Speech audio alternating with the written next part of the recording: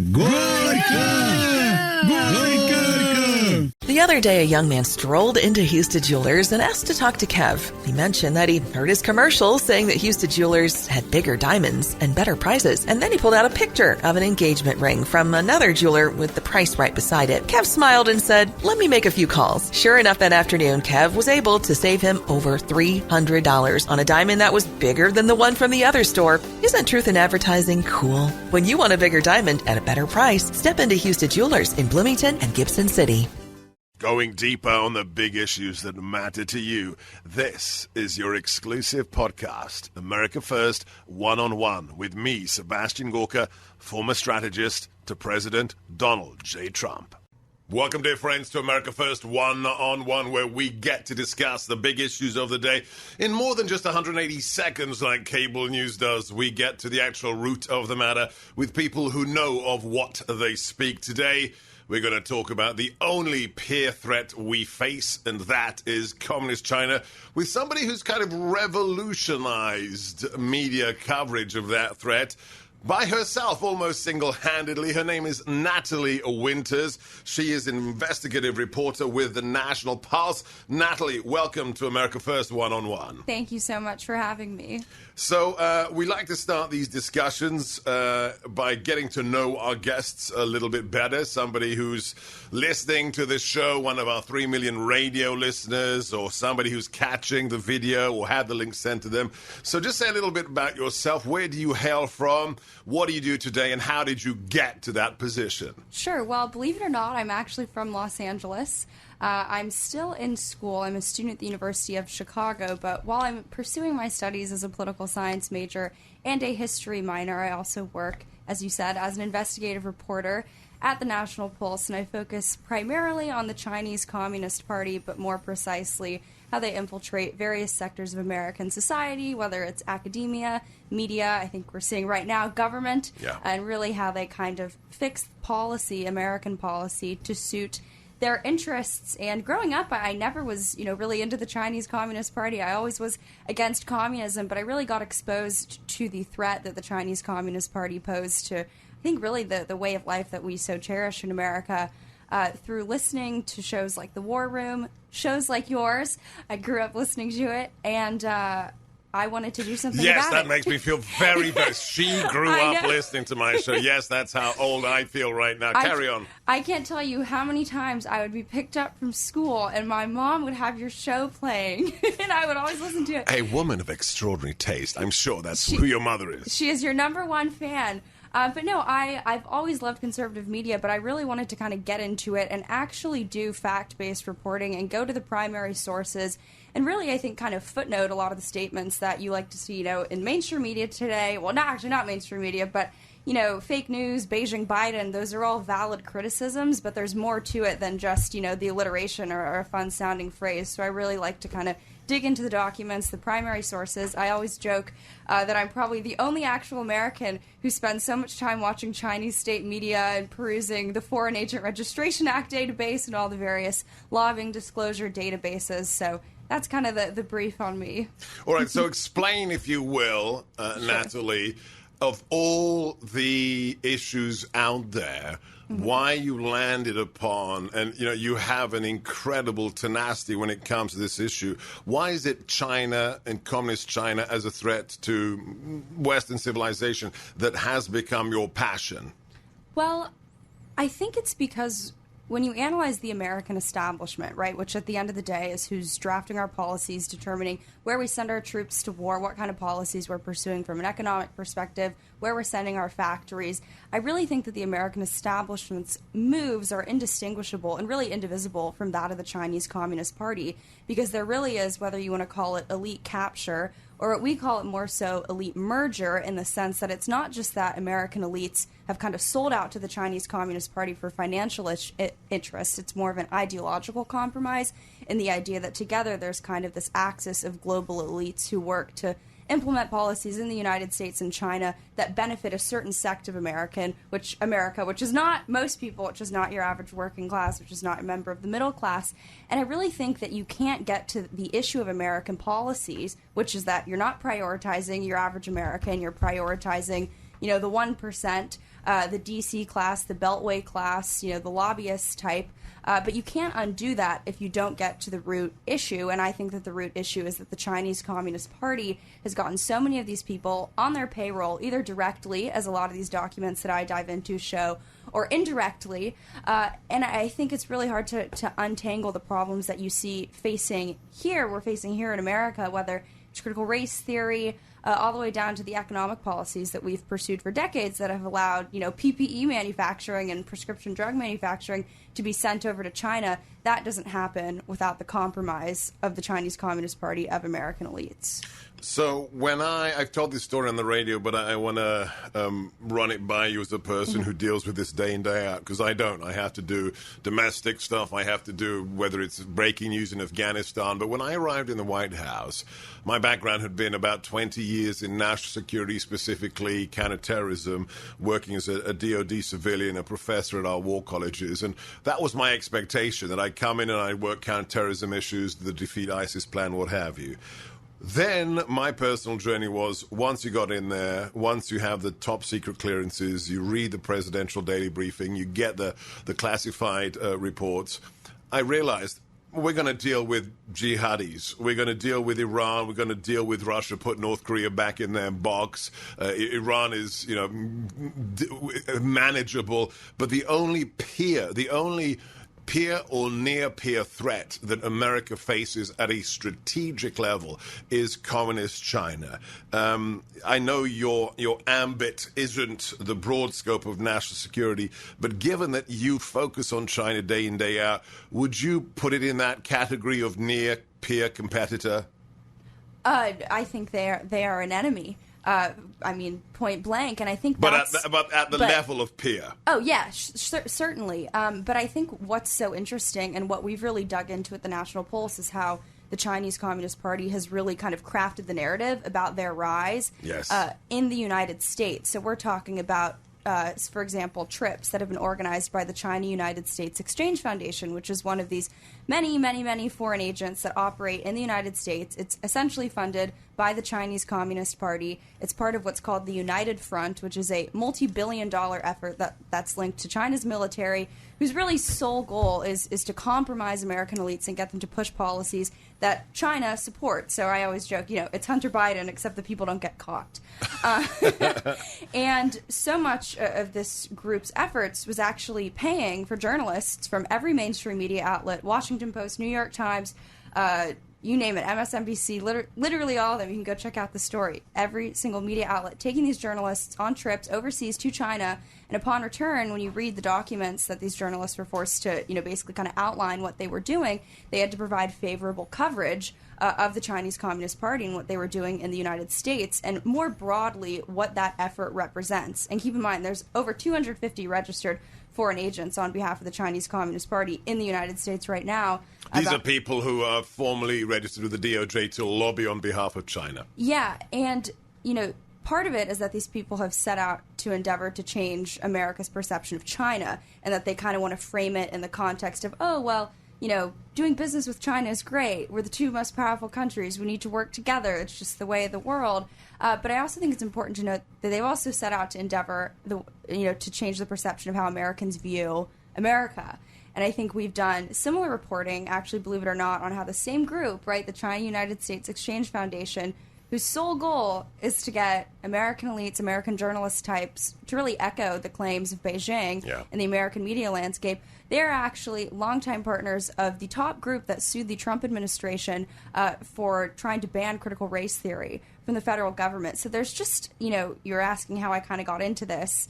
And that's kind of the broader story. When I really started looking into it and realizing the extent, kind of the hidden hand that the Chinese Communist Party has over D.C., but more broadly the United States, and really, frankly, the whole Western elite sphere, you can't unsee it. You can't go back. And I was like, I'm fortunate. I'm young. I know how to navigate the internet and really get into places that I think most people can't. Deleted web pages. That's, I'd argue, one of my fortes.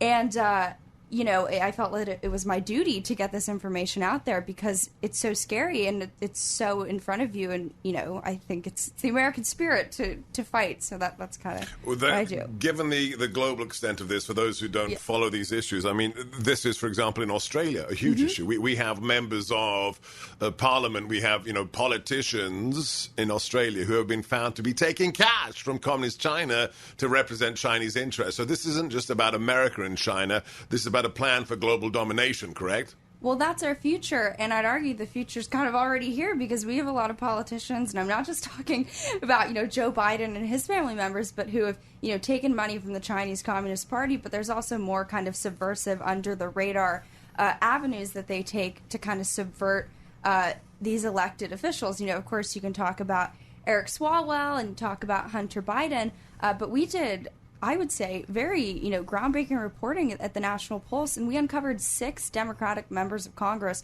who are actively invested in Chinese Communist Party-owned firms. I'm talking about technology companies like Tencent and Alibaba, which, of course, our own State Department has flagged as being, major tools of the Chinese Communist Party that aid and abet their repression both at home and abroad. And I think when you see these congressmen who have, 6, in some cases, 7-figure investments in Chinese Communist Party-backed firms, I mean, to me, that's at the point where you start questioning, where does your allegiance even lie? It is so strange that, and I've done this many times live on my show. I've done it on other people's shows when they asked it. You mentioned Eric Swalwell, Natalie. I am able right now, hand on heart, if the good book were here, I'd put my other hand on that one to say, I, Sebastian Gorka, have never had sex with a Chinese agent of the Communist Party's intelligence services. I can say that. As a matter of fact, why is it that Eric Swalwell to this day can't say that, Natalie? I mean, he's a congressman. Because he probably did. Because he probably did. Now, this is, this is funny on the one hand, but the fact that this guy still is on committees that allow him access to top secret information while he's had sex with a Chinese intelligence officer, this shows the depth of the issue, does it not? Well, he's hurling, foreign collusion allegations at Trump and everyone. And Russia. It's peak projection. And I think that's what's so funny about this whole Russia scandal. You can dig into all the various establishment players who helped craft this narrative.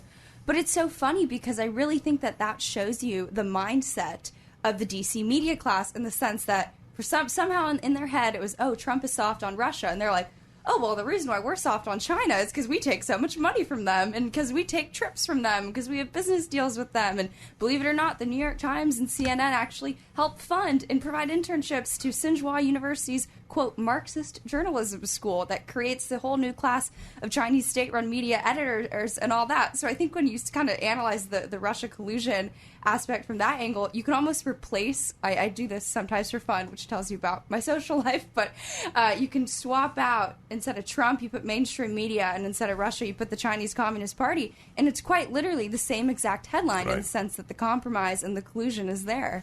But let's be clear here. This isn't just about Democrats like Beijing, Biden, or Eric Swalwell. This has become a bipartisan rhino GOP and Democrat Party phenomenon. This is, China is buying people off on both sides of the aisle, correct? Oh, definitely. I'm the first to say that the establishment Republican class of people, which, the difference between them and the establishment Democrats, not too much, but those people are the ones who sell out to the Chinese Communist Party the most because they have no principles.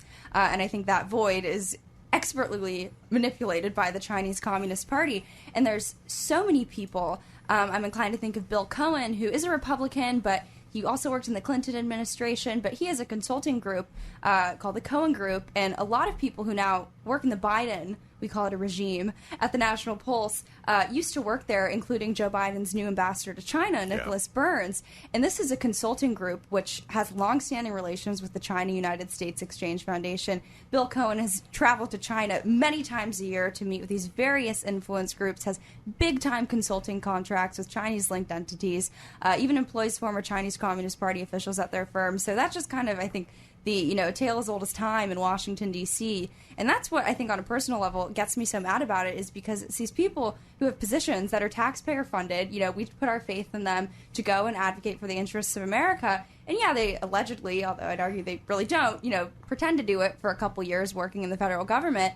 And then literally the day they're out, I'm pretty sure Bill Cohen, it was the same month, he departed the Clinton White House. They set up lobbying shops, they set up consulting firms, and they start taking foreign money from our sworn adversary, the Chinese Communist Party. And I think it's treasonous, and I think it just on a personal level, it makes me so mad. Well, it should. If you love this country, it should make you mad. How much was my old boss, President Trump, as the Brits say, a spanner in the works? How much was he a wrench in the gears for a rising China? And for the establishment that wanted to have their palms greased by China's money?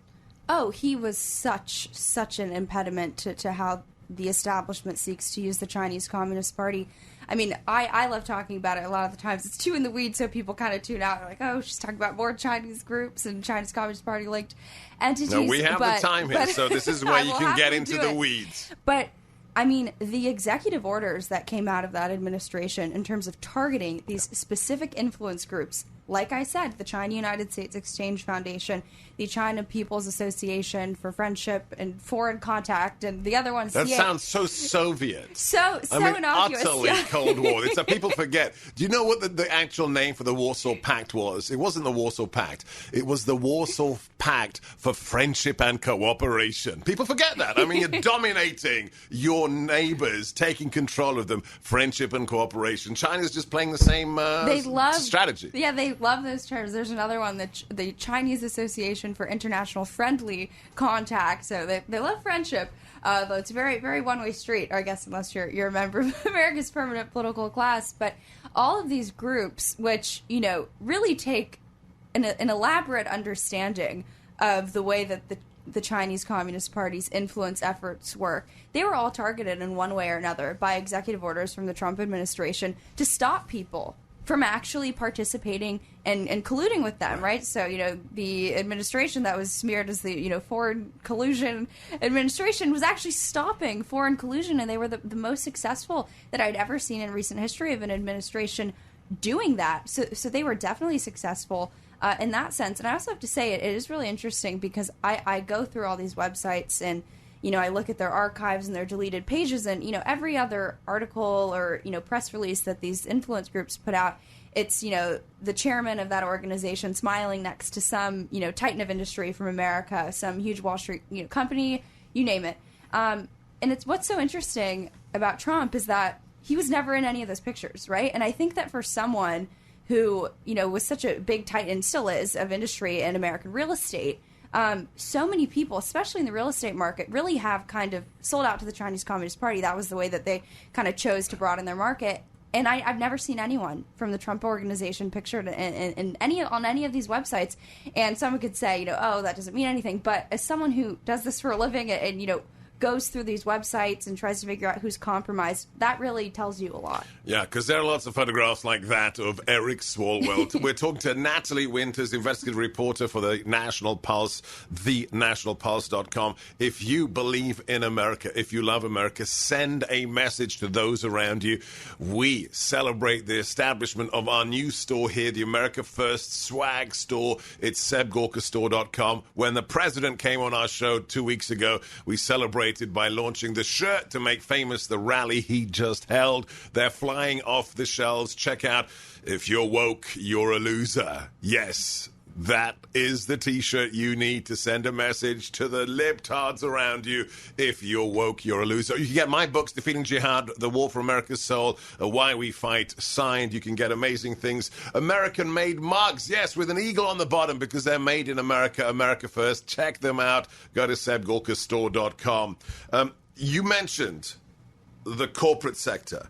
We've talked about the Uniparty. We've talked about both sides of the aisle. We've talked about the mainstream media with regards to China. Talk to us about big business, about the CEOs who really don't look at their companies now as American companies. They're global whatever companies. How much are they in bed with a communist nation? When you look at Nike hiring lobbyists to kill legislation to stop the use of labor camps, political labor camps, how much of the problem is really big business? Yeah, I think that when it comes to big business, the framing of it's not a uniquely Chinese Communist Party issue. I think it's the issue that when these firms started outsourcing their labor, their manufacturing capabilities, I think their allegiance followed. And, a lot of these big corporations, they want the open borders, they want the cheap labor, but I've always said that, these open borders work both ways in the sense that they want cheap labor in and they want to send jobs out. They want to send our, manufacturing capabilities outwards. And I think it's, you don't even have to kind of speculate or make guesses as to where their allegiances and ideologies lie. Charlie Munger, who is, a big guy in finance, big guy in business, he said, quote, China did the right thing in response to how the Chinese government treated Jack Ma. Believe me, Jack Ma is no hero. He's still a member of the Chinese Communist Party, but this is someone who the Chinese government, kind of tried to just unperson and do away with because he wanted to maybe get a little creative in terms of innovation and the Ant Group IPO, which is an offshoot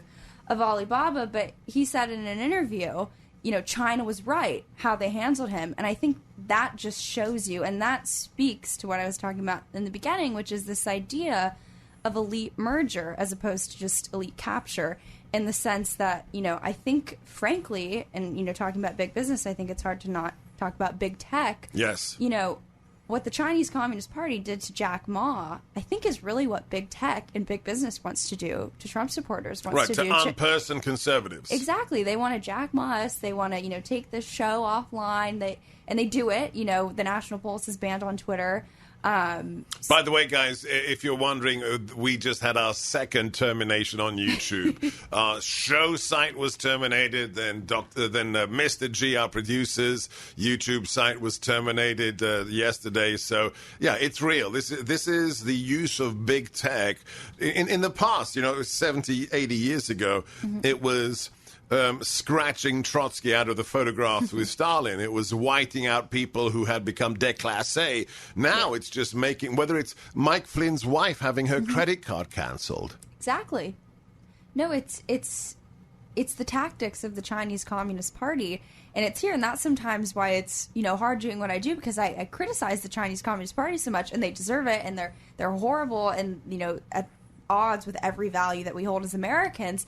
But, the American ruling class is kind of doing a lot of the same things. Have you paid a penalty, or what has happened to you from people here in America saying, "What are you doing, Natalie? You're shaking the car. Don't do that." Knock on wood, although maybe it's a sign I need to do more. I've never been banned from anything. I've never, well, at least in the big tech world, I've never, barring the National Pulse, I've never got a slap on the wrist from any of the big social media platforms, although people who watch the War Room may know that a lot of our stories get censored by one of Facebook fact-checking partners, called Lead Stories, which we've done a very deep dive into this group. A lot of actually. So let's slow down here. So Lead Stories is the one of these quote unquote fact checking organs, and really they're just another bunch of Democrats, correct? And Chinese Communist Party payrollees. So Lead Stories is one of these organizations that if you've ever been on Facebook and you click on and you see a story or you get a notification, you've just been exposed to fake news. They're the people that get to decide that. Right. And they had been censoring our stories, coincidentally, only the ones that seemed to target Biden, for a couple of months. And I decided to fight back because I was really mad. I was like, I worked really hard on this story. I want people to be able to read it. So I started digging into the group. And at first, we found that of every political donation that employees had sent, they'd all gone to Democrats. There were, of everyone who worked there's over 130 years collectively of experience working at CNN as journalists. But the story gets more interesting because a few months back, they got contracted with TikTok and their parent company ByteDance to start fact-checking, which, as people well know, is actually now officially a Chinese state-owned, at least partially, although I'd argue there's no such thing as a partially Chinese state-owned company. And they're on their payroll now, fact-checking for Facebook, censoring stories about the origins of COVID-19, and censoring our stories, too. And we had the editor-in-chief, the founder of the outlet, on our show, and he said he was, quote, very comfortable being in business with ByteDance and saw no issues working with the Chinese Communist Party. Well, that tells you everything. You mentioned COVID. Let's talk about COVID. Big news this week. The 900 pages of documents that The Intercept got in a FOIA regarding gain-of-function research funding via a cutout from the U.S. taxpayer and okayed by Fauci. Give us I'll give you 5 minutes. That's a luxury in media. 5 minutes. For those who are not familiar with you, Natalie, don't know what the national pulse is, haven't heard of Raheem Kassam, which is impossible because, well, he's Raheem. What are the most important things about the last year and a half when it comes to COVID and Wuhan and gain of function that most people, 99% of Americans, have no idea about, Natalie? Sure. Well, I think a lot of people saw this Intercept FOIA kind of document dump, and a lot of the headlines were, bombshell, groundbreaking revelation, new documents reveal. If you've been reading the National Pulse, it's not new. It's not new. In summary, what these documents show, and what we've kind of, I would say, added color to at the National Pulse, detailing the people, the grants, who is profiting, who is, on the ground doing the research. It's a grant that started in 2014 called Understanding the Risk of Bat Coronavirus Emergence, and sounds nice enough.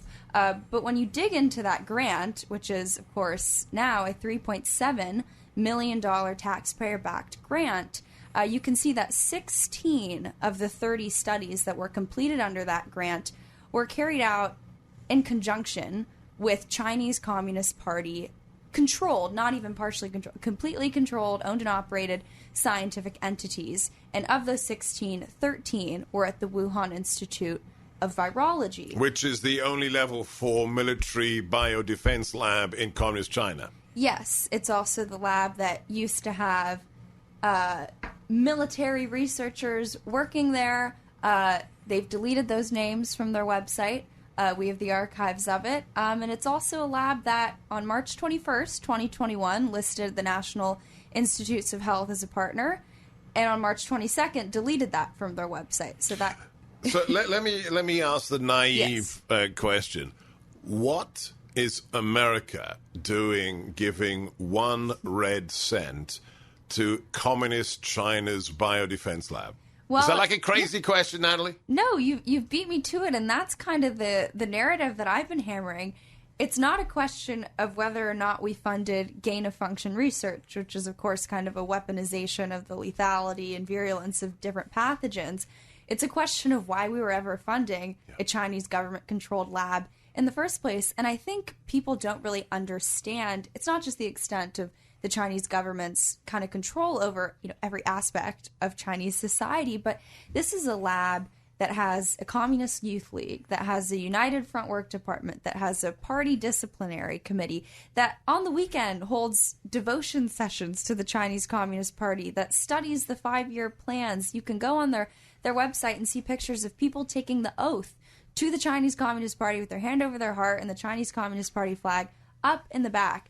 They even say in deleted articles that we've found that they pledged to implement the Chinese Communist Party's agenda, quote, without compromise. And I would argue that the COVID-19 fits that pretty well. But this is, through and through a Chinese Communist Party run, both financially and ideologically run lab. So you hit the nail on the head as to why we'd ever be funding it in the first place. And when Fauci says, we're not funding it, we never funded it, he's only saying that because we went through a cutout, that he gave money to a private U.S. entity, and that entity gave it to Wuhan. And he knew what he was doing. He knew that Wuhan was getting it. Yeah, so that's wrong for 2 reasons. One, it's just a lie, put simply, saying, oh, well, we didn't fund it because we sent it to another organization that gave it to them. That's how the NIAID, which is Fauci's agency, works. Right. And, Fauci has a very close relationship with EcoHealth Alliance. It's not That's the organization, EcoHealth Alliance. Yeah, it's not just that Fauci sent them money. I mean, Fauci spoke at least 2 times in 2016 at EcoHealth Alliance events. Several more that, believe it or not, they've been deleted from the website. There's pictures of EcoHealth Alliance President Peter Daszak and Anthony Fauci smiling together, So the American cutout has deleted the evidence of Fauci being there, palling it up with them before. Yep. Wow. On their website, he's also deleted tweets documenting another conference that he attended in Singapore, focusing on another virus that was funded by Which the will be the NIAID, next pandemic. And it's funny you say that because it's actually Nipah virus, which is the new one that's actually just developing. been announced. Right. Yeah. So, but I think the other reason too why I really dislike Fauci's, whole defense, well, it wasn't gain of function, and why, again, this whole kind of intercept FOIA dump wouldn't be a bombshell if you were reading the National Pulse, is because the Wuhan Institute of Virology is, 0.0001% of the NIH's involvement in China and more broadly the Chinese Communist Party's scientific sector. And just to keep it Fauci specific, I won't even bring up the fact that, NIH Director Francis Collins used to actually be on the advisory board of a conference sponsored by BGI Genomics, which people may know is the Chinese data firm that wants to, steal your DNA. The State Department said don't use their COVID tests because they want to steal your DNA. But in 2010, and was later renewed in 2011, the NIH actually spearheaded under Fauci's deputy, a guy named Hugh. They actually traveled to China and signed a memorandum of understanding with the National Natural Science Foundation of China, another one of these kind of bizarre names, but to collaborate on research. And what's so interesting about this, and I think it speaks to the heart of the problem, which part of it is just the civil-military fusion that you see over there, but, the National Natural Science Foundation of China, I've independently seen, they've funded over 75 studies alongside branches of the People's Liberation Army, including, the Artillery Academy. When we say People's Liberation Army, it's not about liberating. It's the Communist Army of China. Sorry, go ahead. Only liberating pathogens from the Wuhan Institute of Virology. But no, this is ardently a branch of the PLA of China's military. But nonetheless, in 2010, and like I said, renewed in 2011, the NIH felt comfortable inking an agreement with them to collaborate on research. And it's under this broader framework that you were allowed to start seeing EcoHealth collaboration with these Chinese government-linked labs. And it's not a secret, this grant is on the NIH database, which about a month ago, they actually pulled down the database for about a week. Yeah, we know why they're doing that. Because no conspiracy. It's because of Natalie. That's why they did it, because they got to scrub stuff. Okay, so let's talk about the response. We've got a cut here that it's going to, if we had magnetic tape, it would be worn out by now. Let's play the cut that we've been using for a while now here on America First. Play cut. 你们没有资格在中国的面前说 你们从实力的地位出发同中国谈话。 So let me say here that in front of the Chinese side, the United States does not have the qualification to say that it wants to speak to China from a position of strength. So how significant is it, Natalie, that the chief diplomat of Communist China, sitting across from our chief diplomat, that beta boy, that pathetic non-figure of a man, Antony Blinken, uses Democrat BLM talking points about America being a racist country and then saying, you can't talk to us, you can't lecture us from a position of strength, and we just sit there. Does that not mean that the Chinese understand U.S. politics better than we understand what's going on in China?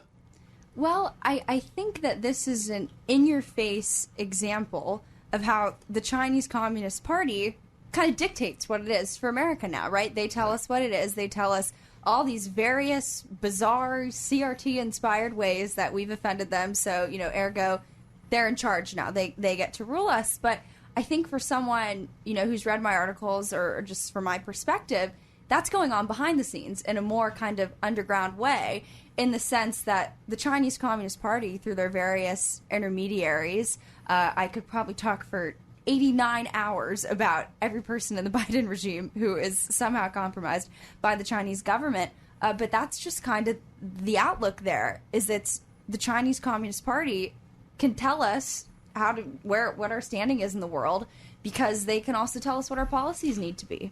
Now, you've said, I want to see that article. I want to see the article with the, 300 names of people in the Biden administration, the Biden regime, who are all compromised. Let's talk about one. The man who is the son of the individual who bears the title of president. And another audio that we've run the tape out on, who says in a telephone call, he boasts about being in business with the effing chief spy of China. You're not in the White House. You haven't had a political position. You're too young to understand how, all the intricacies of the swamp, and hopefully you won't. Do you have a sense, from all you've read, is it a cultural, how do I put this? Is it a cultural perversion, and is it just giving in to China over time, or is it people who are really being blackmailed? Do you have a sense? Yeah. So I remember we actually uncovered that audio clip. We reported that out. I remember listening to it. Hunter Biden. Yeah. Right. I remember listening to it for the first time, and my jaw dropped. I was like, he just admitted to being in business. The guy that he's talking about is likely Patrick Ho. But I think there's kind of twofold, because I think there's, ideological compromise, and then there's also what I kind of call boots on the ground compromise, in the sense of money. Yeah. Right. But I think that it was very, very easy for kind of the American elite, with which Hunter Biden is a good example, but not the only, right? Don't miss the forest for the trees. But I think that they were kind of so easy to, for lack of a better word, compromise and kind of sell out to any country, but it's China, because they know how to do it. Because I think they stopped believing in America a long time ago. And I think that's the heart of the issue, right? It's a lot easier to compromise an American elite that doesn't believe in America, right? The supreme art of war is to subdue the enemy without fighting. So they've kind of converted America's ruling class into kind of a de facto Chinese Communist Party ruling class. Why would you want to represent America's best interests if you don't believe in America? It's worse than being an agent. It's worse than being a useful idiot. You're actually un-American in your attitude to America, and by dint of that, you are helping our enemies. That's a very, very solid analysis. So let's talk about the future. It's clear to me, before I went to see him recently in Trump Tower, the president was 95% sure he was going to run. After I saw him, I think he's going to make an announcement imminently about running for 2024. How good would it be for America, and how bad would it be for Communist China if there was a second Trump term? Oh, it would be amazing for America, and the Chinese Communist Party knows how bad it would be for them. One of my favorite things, although retrospectively it was kind of, I guess, a warning sign, Chinese state-run media would lose it over anything Trump did, and they loved anything that Biden did on the campaign. They would say that Biden's cabinet picks were, quote, softer on China, and they, oh, this is amazing. They believe it or not, they actually called the DNC a showboat, which, for anyone who watched the DNC, it was very far from that. But no, I mean, it would be fantastic. I think, a second term of the Trump years, the Trump administration, I think we need to get the right people in there, and not, repeat the mistakes of letting anyone who is, even with the 10-foot pole close to the establishment, or even some people to the Chinese government near the White House. But I think Trump believes in America, and I think what we were talking about before, I don't think that the same thing can be said about the Biden regime, and I think metaphorically, you see that when there's Americans left behind in Afghanistan. Well, when you've got the chairman of the Joint Chiefs say, white rage, I'm white, and I need to know about white rage as Afghanistan is about to collapse. Okay, so let's prognosticate, God willing, my old boss back in the White House, another 4 years. What are the three most important things he has to do with regards to Communist China? Ooh, that's a very, very good question. Well, is it in the cultural domain, the economic? Where do we begin? Because we haven't even mentioned the Confucian Institutes in America. Yeah. So where would you like to see him focus on that he hadn't focused on for the prior 4 years? Sure. So from the economic aspect, which I think taking the rhetoric aside, that is how you get to the heart of the Chinese government. Right. And I would, again, it's not necessarily new legislation, but it's actually just implementing what people have attempted to implement before all the lobbyists get involved. So I would ban investment in any Chinese military. Frankly, I would go as far as any Chinese government-linked firm on the stock exchange. That's number one. And I guess those Democratic congressmen would be very sad because their investments wouldn't do too well. Number two, I think any of these influence groups, all the way from the China United States Exchange Foundation, all the way down to your Confucius Institutes, I would straight up ban them. And the Trump administration was on track to doing that, but I think... On the basis of national security threat. Oh, they're totally national security threats. And this might sound a little extreme, but I seriously think, the people who participated in these programs... not only should be totally ineligible to ever get security clearances or really work in federal government, but I think that they should be forced to testify. And I think that we should really understand from the inside what was going on, because I think, and that kind of gets me to the third point, which is maybe a little less important, sort of in the realm of point number two, but I would also ban, or I guess it would just, you need to make more public the Chinese government money that can flood into universities, because I think when you understand how DC works, right? It's almost a direct pipeline from the Harvard Kennedy School to DC. It's a really big issue. It's a really big national security threat when you have our top foreign enemy getting to dictate the curricula and determine what our future leaders are being taught, all the way up to the master's level. A very brief anecdote. The China United States Exchange Foundation also sponsors trips for American students overseas to go visit China. And sure, it sounds innocuous. It's just, summer abroad. Cultural exchange. Right? But upon return, they force these kids to write testimonies about what they saw. And, of course, they talk about how they toured Huawei and got lectured by PLA generals. But there's one individual who says, upon return, I realized that China is, quote, an amazing communist country that will soon overtake the United States. And that's the ideological compromise. Financial, lucrative business deals aside. Plant that seed. Yeah. Plant that seed. Okay, last thing we want our guests to always do is to give us a little bit of a so what or a bit of homework. You haven't written a book yet. Shame on you. Get busy. It's in the works. Good. That's what we like to hear. What should, in addition to following you, Natalie G. Winters, on Twitter, in addition to listening to your colleague Raheem, checking out the nationalpulse.com, what is it people should avail them? They're not going to be sinologists. They're not going to become China experts. I always tell people, read Sun Tzu. You can read it in 90 minutes. What is it you recommend to Americans who are kind of waking up and saying, yeah, this China thing, not good? What should they look at? What should they look at? What should they read? Okay, well, I'm trying to think. I would say, and people at first might say, I don't know how to do that, it's too difficult, but the primary documents, and I'm very good at citing them, but, FARA.gov is a website that you can access, and it's actually... Explain what FARA.gov is. So this is, FARA is short for the Foreign Agent Registration Act. So these are U.S. citizens who have said, I'm working for a foreign government, I am lobbying for whatever, Vanuatu, okay? And you want people to understand what on that database? So if you go to the website, you can filter it, and you can put China in. Right. And you can see all the way from before the CCP had ever taken over China, all the people, all the lobbying consulting contracts. So it can go all the way back in time. All the way back. It's a 1938 statute, so it starts there. And even just from a historical perspective, taking politics out of it, it's really, really, really interesting. So I would recommend doing that. And I just think maybe I'm just obsessed with lobbyists and lobbying. It's going to the primary sources, because you're smart enough. You don't need someone to spin it for you. I'm saying this as I spin documents, but they're really interesting to read, because it really is in firsthand kind of, the eulogy of America. And you see these people who are selling out the country for retainers of, $15K a month and trying to get Huawei in our infrastructure. We had lobbyists in America who were trying to get America to join the Belt and Road Initiative, which is so absurd. I don't know why. Which is China's plan for the world domination, by the way. Okay, guys, read Sun Tzu and find out who's selling out America. Yes. Go to FARA.gov. And we've got a title for your book, Eulogy for America. There we go. Natalie Winters, keep doing what you do. Follow this lady, Twitter, Natalie G. Winters. Read thenationalpulse.com. And as ever, friends, keep your head on a swivel, watch your six, hold the line, never give up, never give in, and stay frosty.